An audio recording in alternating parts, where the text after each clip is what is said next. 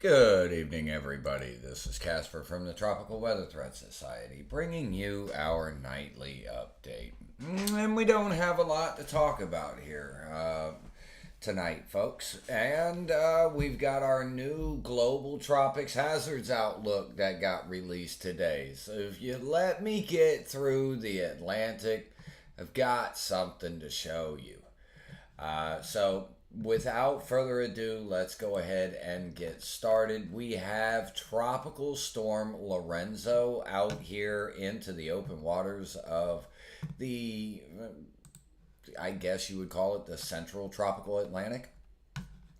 Currently, Lorenzo is located at 18.7 north, 45.5 west.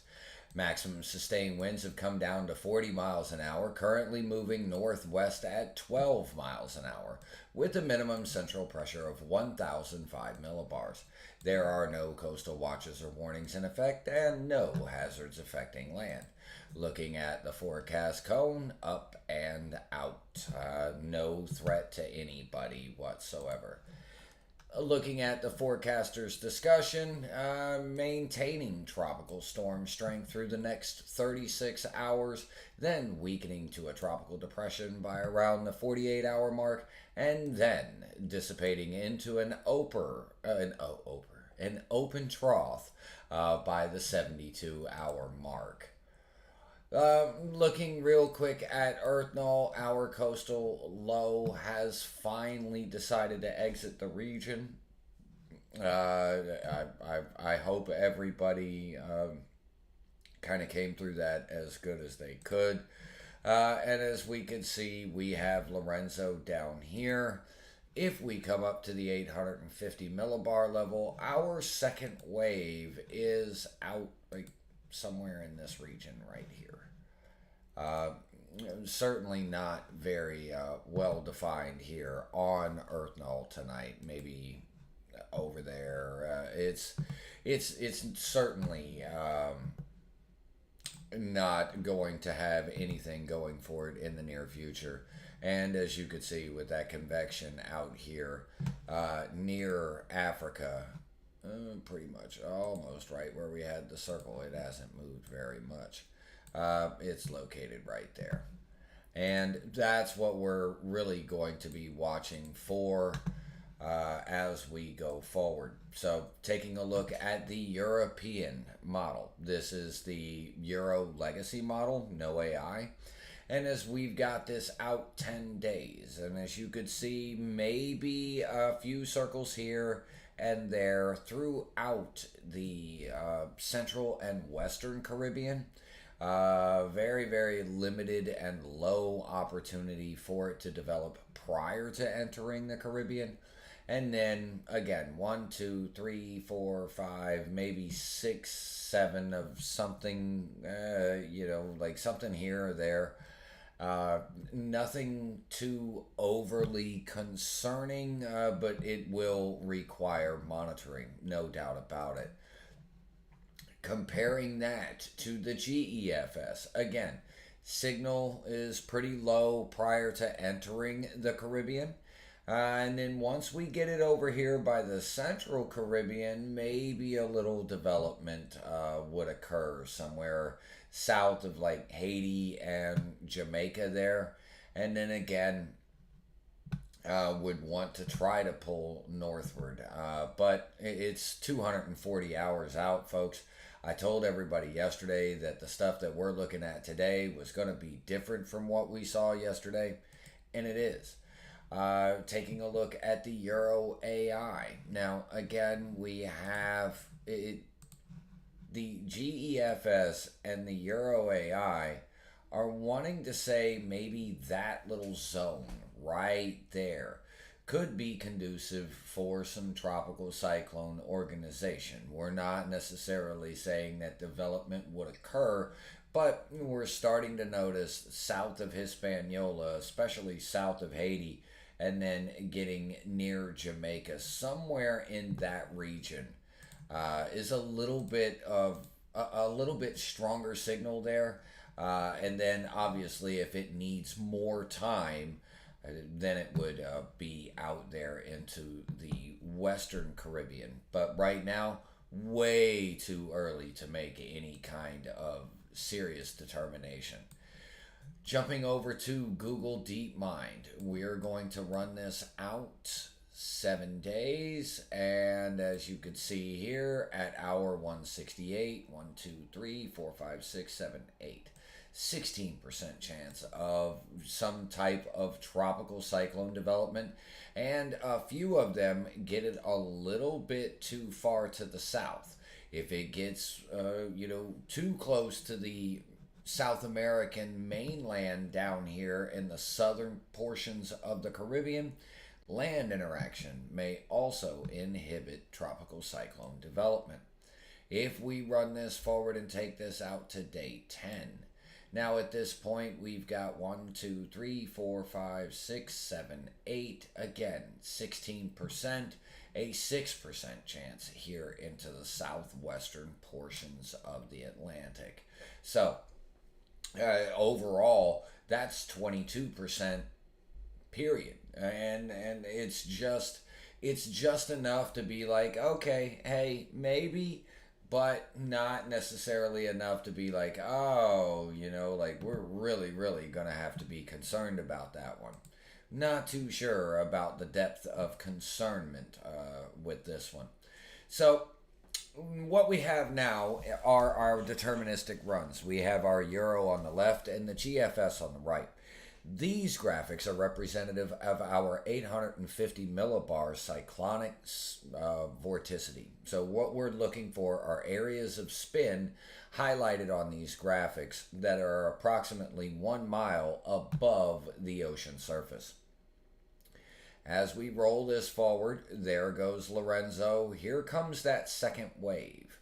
Now we're starting to get a little bit of, by day 5, starting to approach the islands. The Euro has it being a little bit more focused than what the GFS does. The GFS has more of a tropical trough at this point than any focused area of energy. As you could see, we've kind of got this troughing feature and this whole line of energy right there. It's not necessarily what we see here with the Euro, as to where we've got one focused pocket of wave energy there. So I'm going to go ahead and we'll jump forward a little bit here. We're at day 7, day 8, 9, and then eventually 10. Now, by the time that we get to this point in the deterministic run, you could see both systems or both models are calling for the potential of some type of development right in this area that we were highlighting and discussing earlier. Right here. South of Hispaniola, getting south towards Jamaica at that point. That's where both deterministic runs, and we have a little bit of a clustering of some of the ensemble members as well. And being out 10 days, these models aren't that far apart from one another. Now, we really don't have much focus, maybe a little bit of a tropical depression here. Maybe, I would say, that's about it for the Euro. Broad area of rotation. And again, we've got maybe some gusts at getting towards tropical storm strength here on the GFS, but again, a very large, broad area of rotation, almost indicative of a Central American gyre. You can see the rotation there with one lobe of energy here and one lobe of energy there. In a little bit of a difference, we've got this coming up like this, and it coming back around like that. That would be your pocket with one lobe of energy here, and this other spot really isn't that much. So again, it's certainly now the that the deterministic runs are starting to get into that particular time frame, we're starting to be able to get a little bit of a hint as to what the overall physics-based models are looking at. So now that we know where our quote unquote seed is going to be, we are now going to take a look at our humidity levels. And what we have here, GFS on the right, Euro on the left. We have our 500 millibar graphics on the top and our 700 millibar graphics on the bottom. These two represent a height level above sea level between 10,000 and 18,000 feet. So as we run this forward, we are looking for the dry air that is basically responsible for Lorenzo's demise.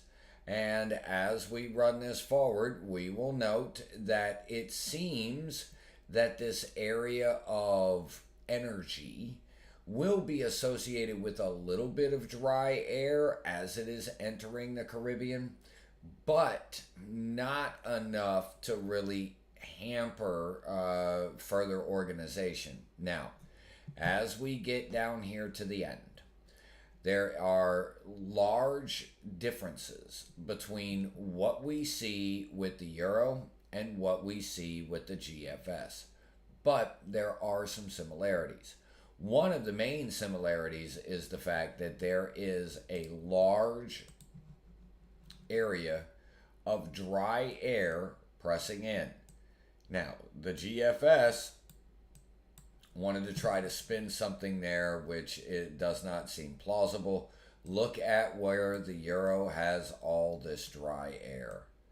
So again, if anything right here were to attempt to develop, its counterclockwise rotation, if it tries to pull north, will have no choice but to attempt to entrain some of this dry air from its north and northwest.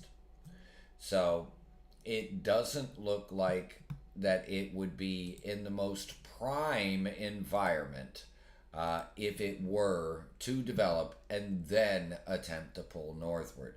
But folks, all throughout the Caribbean, Dominican Republic, that includes Haiti, the whole island of Hispaniola, getting into, I hate to say this, the Bahamas, Cuba, the Caymans, Jamaica, Nicaragua, Honduras, all folks there in the Central America. This is going to be the one that we have to watch. It looks like it'll finally be that one quote-unquote seed that gets into the area that has been avoided for the majority of the year. You can have all the fuel you want, but if you don't have a seed to take advantage of that fuel, development is pointless at that point. You're still not getting development. But if you get a seed in an area that has a lot of fuel and the potential, then we're going to have to watch out for it. But I got a surprise for you. I got something to show you here in 2 frames. So we're going to take a look at our wind shear models. We have the Euro on the left and the GFS on the right. These 2 graphics are representative of winds between the 200 millibar level and the 850 millibar level. That is approximately 5,000 feet at the 850 level, all the way up to 40,000 feet, which is around the 200 millibar level. As we run this forward, we're basically looking for anything what's in the Caribbean. And as we continue forward here comes our wave. It is starting to enter in. But if you notice, wait a minute, is this even the right model? Yeah, no, because it looks very similar to what we had yesterday with the GFS. There's a lot of land interaction. The Euro wants to try to spin it up, but as we go forward in time and start to get further and further out, you will note that we've got a very large area of low pressure that is forecast to come across the United States and be associated with a rather potent cold front. You've got your low here, and then you've got your low somewhere in here. It's a little bit more elongated and stretched out. But if anything were to be here, it could very well end up drifting towards Central America, or if it's there long enough, this may do one of these numbers. It is possible. I'm just throwing out the scenarios. It's really all going to depend upon timing, location, what's its latitude, how does the trough across the United States approach? Does it approach more of a linear fashion like we see here with the GFS, or does it have more of an angular dig like we see here on the Euro? We don't know. It's a little too early to make that determination. But if we look at the MJO now is forecast to exit our basin and jump over to the Indian Ocean and then points beyond. This would be helpful for our part of the basin because at that point in time, we would begin to see a suppressive phase of the MJO, or more sinking air or converging air at the upper levels. You can't get a thunderstorm to really rise up to the 40,000 foot range or 35,000 foot range if you have all the air up there sinking back down to the surface. You won't have lift. There's nothing there. Well, because of what we're looking at here, this is our brand new Global Tropics Hazards Outlook that was released this afternoon. As we can see, for valid week 2, October 22nd through the 28th, we're keeping a very close watch on anywhere here into the Caribbean. But the following week, want to play Where's Waldo with the tropical cyclone? Because if you do, you're going on the other side of the planet to find one. We do not have hardly any. This would be amazing. Because as we could see here with week 3, Halloween, we might be done, folks. This may be our last hurrah right here with this second wave. Maybe. Could very well be. I would love to be able to report that we can shut the season down.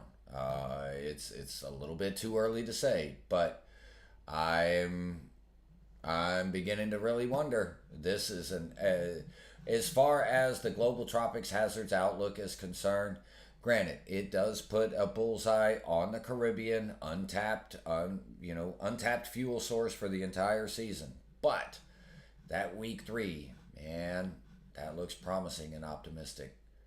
That really does. That really, really does. And I hope this verifies. Like we keep the Pacific or the Caribbean down, and then just let us get through to Halloween. All right, jumping out to the Eastern Pacific, we do have an area of rotation out there and an area of spin. It is currently possessing a 20% chance of development over the next 48 hours and a 60% chance of development over the next 7 days. Going to have to keep a watchful eye on that, especially for areas there into southern Mexico. Looking at the Euro over the next 10 days, not really expecting much, but development may occur. Comparing that to the GEFS out here, again, similar signals, not expecting much, but development may occur. Comparing that with the Euro AI, it's even less of a signal out here. So again, it's just something that we'll be keeping just a watch on as we go forward. And the Joint Typhoon Warning Center, we finally got rid of our 29W here, our typhoon. final warning was issued earlier this morning. So, and we've got Invest 96W that is forecast to move towards the Philippine area, but is still tagged as an area of invest, currently moving through kind of around the Mariana Islands and the Guam region right now. So, again, nothing too organized at this point, just a very large cluster of showers and thunderstorms. But folks here in the Philippines will want to monitor that one as we go forward. All right, everybody. Like I said, we didn't have much to go over here tonight. The big news and you know the big optimistic part of all of this sits right here. So we just got to get there, folks. We just got to get there. We're about halfway through October now. We've got to get through this one final signal of this African wave out here. If we can make it through, hey, we may be able to call it. We may be able to call it quits. And I'm being hopeful. You know, like we've got. It's still a very plausible chance that that may develop. So we're certainly going to be keeping our attention to it, but not getting too overly excited. You know, you don't drink the hopium when it comes to the tropics. We just kind of lay back, let Mother Nature do what she wants to do, and then you know, like we're thankful and respectful of these tropical cyclones, and I'm certainly not going to try to tempt fate. That's for sure. So, all right, you're very welcome there, Miss Betty. Oh, I hope you get feeling better there, Miss Martha, for sure. Yeah, guys, if you need anything, we'll be here, but we really don't have a lot to talk about right now as far as the tropics are concerned. So please, folks, you know, stay safe, stay weather informed, and everything. I do know that there is a pretty potent system out there, non-tropical related, moving into the west coast of the United States. We had a severe thunderstorm warning for Los Angeles region earlier this afternoon. That's never anticipated or expected, especially out there. Large area of low pressure moving into the west coast there, causing some significant problems in California. So, all right, everybody, that's all I got. Have a wonderful evening. We will be back live again tomorrow night, 6 p.m. Eastern, 5 p.m. Central, here on Facebook and YouTube. So until then, have a great time, everybody.